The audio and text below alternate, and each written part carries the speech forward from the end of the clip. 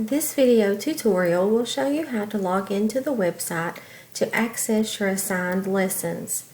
Click on Student Login. Your teacher has given you a login.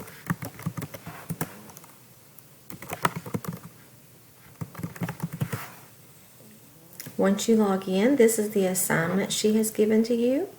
So you will click on it, and when you click on it, you can download the lesson plan.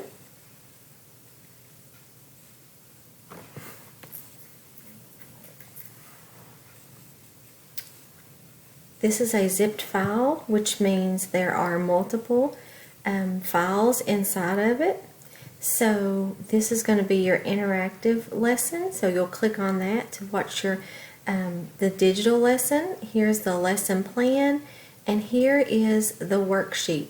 Before you can access any of these, you will need to extract it.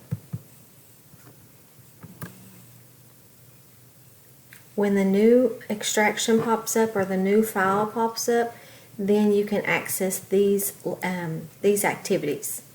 This concludes the instructions for how to access your lesson.